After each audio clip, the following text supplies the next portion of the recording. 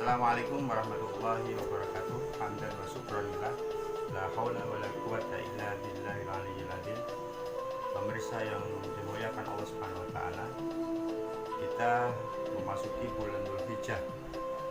Ada 3 peristiwa penting dalam bulan Dzulhijjah ini. Yang pertama adalah haji, kedua perintah kurban, dan yang ketiga hari raya Idul Adha. Hadirin yang dimuliakan Allah, 3 di antara peristiwa penting yang hari ini tengah kita lakukan dan sekaligus juga merupakan perintah Allah adalah perintah berkorban. Perintah berkorban merupakan satu perintah yang diberikan pada Nabi Ibrahim alaihissalam, dan selanjutnya risalah ini kemudian dilanjutkan oleh Rasulullah Muhammad SAW. Hadirin yang dimuliakan Allah, dalam surat As-Saffat ayat 102 Allah berfirman, a'udzubillahi minasyaitonir rajim, falamma balagha ma'ahu sa'ya qala ya bunayya inni ara fil manam anni adbahuka fandur madza tara qala ya abatif al ma tu'mar satajiduni insyaallahu minas sabirin.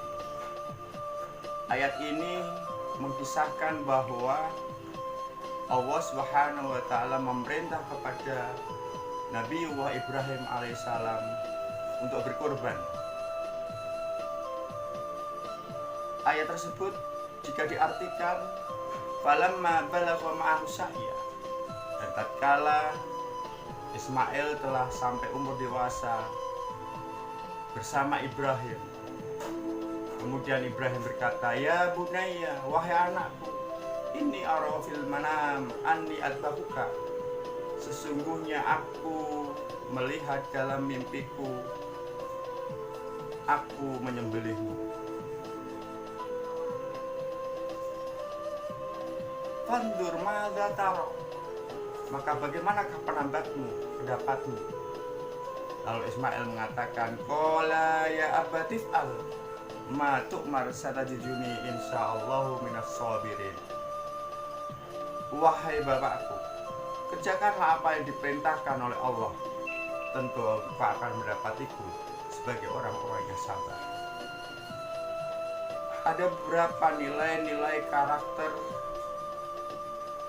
dari Nabi Ibrahim alaihissalam dan Nabi Ismail alaihissalam, bahwa ketika Nabi Ibrahim mendapatkan perintah untuk menyembelih Ismail, sesungguhnya Ibrahim bisa saja melakukan apa yang diperintah itu tanpa kemudian harus berkomunikasi dengan Ismail. Tetapi sebagai seorang yang bijak, sebagai Khalilullah, Nabi Ibrahim tetap meminta pendapat kepada Ismail. Wahai Ismail, bagaimana pendapatmu atas perintah Allah ini? Dan Ismail pun berkata, kerjakan wahai bapakku, sungguh engkau akan mendapatiku sebagai orang-orang yang sabar. Sosok Ismail adalah sosok putra yang tidak saja taat kepada bapaknya, tetapi juga taat kepada Allah Subhanahu wa taala. Dan ini tentu saja tidak bisa terjadi dengan sendirinya, melainkan dengan pendidikan yang panjang, pendidikan yang telah ditempatkan kepada Ismail, baik itu ayahnya maupun dari ibunya. Dan tidak kalah penting, sesungguhnya ini adalah doa Ibrahim agar ia mendapatkan anak turun yang beriman dan bertakwa kepada Allah Subhanahu wa taala.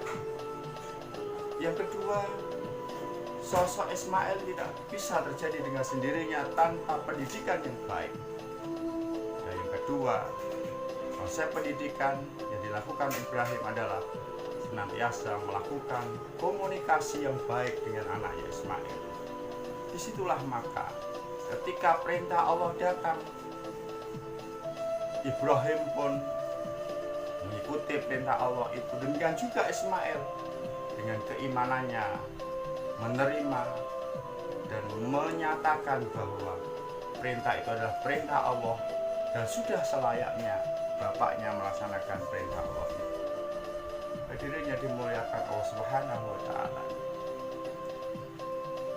Ada pelajaran berharga dari sosok Ismail, bahwa perintah yang hadir tidak lain adalah perintah dari Allah Subhanahu wa taala. Dan Ibrahim pun dengan keimanannya, dengan keyakinannya melakukan apa yang diperintahkan oleh Allah. Maka masyarakat muslimin yang dimuliakan Allah, tidak semua perintah Allah itu bisa kita rasionalkan.